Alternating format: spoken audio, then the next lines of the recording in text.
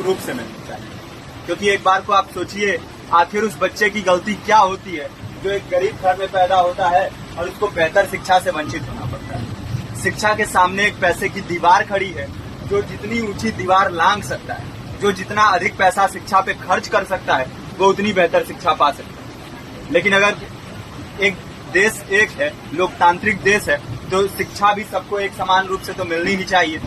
आज परिस्थिति ये है कि एक तरफ तो प्राइवेट स्कूल हैं जो लूट के अड्डे बने हुए हैं, वहां पे आप एडमिशन कराने जाएंगे तो सिर्फ एडमिशन के नाम पे ही आपको 10,000 20,000 रुपए देना होगा।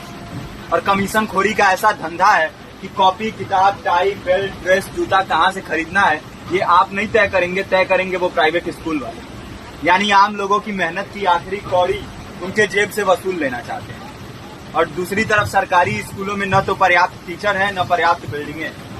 2019 का ही ये पुराना आंकड़ा है कि हर 100 में से 52 स्कूलों में या तो एक टीचर है या 2 टीचर हैं। और उन्हीं टीचरों के ऊपर जिम्मेदारी थोप दी जाती है कि जनगणना करो, मतगणना करो, पशुगणना करो, तमाम काम करवाए जाते हैं। और 19 के बाद से तब से कितने टीचर रिटायर हुए होंगे और 18 के बाद से कोई टीचर की वैकेंसी भी नहीं है।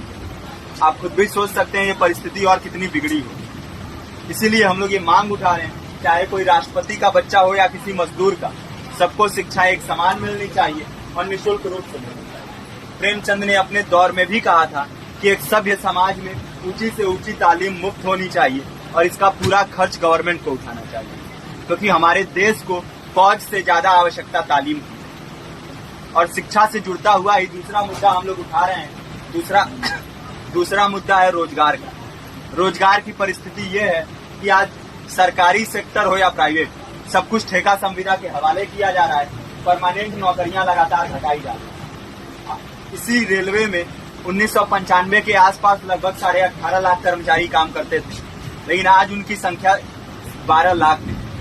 आप खुद भी सोच सकते हैं कितने बड़े पैमाने पे परमानेंट पदों को घटाया जा रहा है। और आज आलम ये है, एक तरफ लाखों पद खाली पड़े हैं, फिर भी कोई वैकेंसी नहीं निकलती। जो वैकेंसियां निकलती हैं उनमें भ्रष्टाचार होता है, पेपर लीक हो जाते हैं।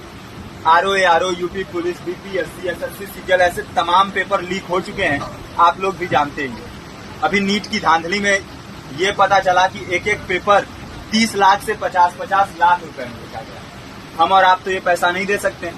पूरी की पूरी कारस्तानी सरकार, प्रशासन, शिक्षा माफियाओं की होती है। और भुगतता कौन है? आम घरों के लोग, जो लोग सालों साल तैयारी करते हैं, दिन भर में 10-10 घंटे, 12-12 घंटे पढ़ते हैं। और इतनी कड़ी मेहनत के बाद, सालों साल की मेहनत के बाद उनके हाथ लगती है तो सिर्फ हताशा, निराशा, अवसाद।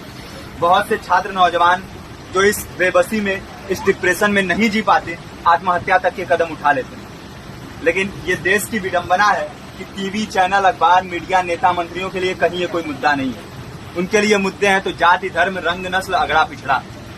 आज जब पूरी परिस्थिति इतनी भयावह है तो ये जरूरी है कि लोगों के बीच में जाया जाए, लोगों को संगठित किया जाए और एकजुट किया जाए। क्योंकि आज अगर अपने मुद्दों पर बोलेंगे नहीं तो कल को ये परिस्थिति और बिगड़ेगी। हो सकता है ले दे के अपनी जिंदगी तो हम लोग काट ले जाएं, लेकिन आने वाली पीढ़ियों को क्या भविष्य देके जाएंगे, ये भी सोचने वाली बात है। हमारे साथी ने आपको पर्चा दिया है, पर्चा आप तक पहुंच गया है। पर्चे में और भी बातें हैं, इसको पूरा विस्तार से पढ़िए। पर्चे में हमारा नंबर है, संपर्क कीजिए। फेसबुक का, इंस्टाग्राम का लिंक है, आप वहां पे जाएंगे तो आपको पता भी चलते रहेगा कि लगातार किन किन माध्यमों से हम इस अभियान को चला रहे हैं। नुक्कड़ नाटक, संगीत, शिक्षा सहायता मंडल, लाइब्रेरी, तमाम माध्यमों से इस अभियान को चला रहे हैं और कोशिश कर रहे हैं कि बड़े से बड़े पैमाने पर हर जगह पे लोगों को संगठित किया जाए और एकजुट किया जाए। आपके बीच भी आए हैं, आपका साथ और सहयोग है। साथ इस रूप में कि आप भी हमारे इस कारवां और इस मुहिम से जुड़िए।